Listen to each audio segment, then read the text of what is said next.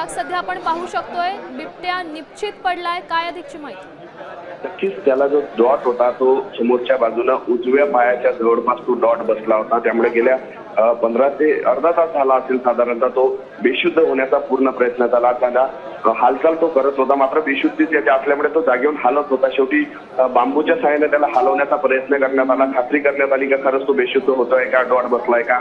आता ती खात्री पटलेली आहे, कारण तो जवळपास 10 फूट उंच त्याने उडी मारून एका जिन्यावर चढण्याचा प्रयत्न केला, मात्र त्याच्यामध्ये बेशुद्धीची अवस्थेत गेल्यामुळे तो तिथून खाली पडला आणि आता त्या घराच्या बाथरूम पाशी जो आहे तो पडलेला आहे। आता आजूबाजूला जाळे लावल्या जाईल जेणेकरून तो इकडे तिकडे पडणार नाही, मात्र आता जो जवळजवळ बेशुद्ध होण्यासाठी त्याला आणखी 10 ते 15 मिनिटं लागेल अशी शक्यता जी आहे ती वर्तवली जाते। त्यामुळे एकदा तो शांत झाला की त्याला जे आहे वन विभागाचे कर्मचारी आणि ट्रान्झिट सेफ्टीचे कर्मचारी रेस्क्यू करतील।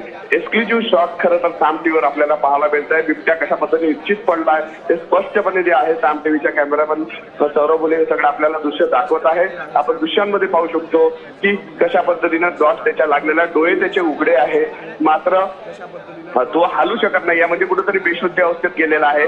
खरं तर त्याच्या जवळजवळ त्याला अग्रेसिव्ह करण्यापेक्षा शांत होऊ देणे ही वन विभागाची स्ट्रॅटेजी आहे आणि त्याच पद्धतीने जसा जसा तो शांत होईल, एकदा तो बेशुद्ध पडला की त्याला लगेच पिंजरा बंद करून जे आहे त्याला रेस्क्यू सेंटरला नेलं जाईल आणि वन विभागाचे चंबू आहे सगळे आपण दृश्यांमध्ये पाहू शकतो झालाय। पण बिबट्या अजून पूर्णतः बेशुद्ध झाला नाही, तो हालचाली करतो आहे। तो एकदा पूर्ण निश्चित पडला की त्याला रेस्क्यू करण्यात जाईल। आता वरच्या बाजूने जे आहे त्याच्या अंगावर जाळं टाकण्यासाठी वन विभागाची दुसरी टीम जी आहे दुसऱ्या बाजूने गेलेली आहे। खालच्या बाजूने सुद्धा पिंजरा लावून जे आहे त्याला नेण्यासाठी प्रक्रिया जी ती पार पडते आहे।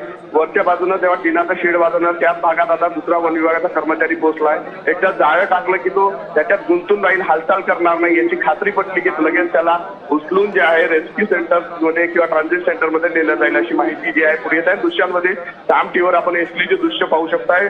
निश्चित पडलेला बिबट्या त्याच्या उजव्या बाजूला जो आहे डॉट लागल्याचं सुद्धा दृश्यांमध्ये पाहायला मिळते आहे। नक्कीच, पण सकाळपासून या बिबट्यानं किती नागरिकांवर हल्ला केला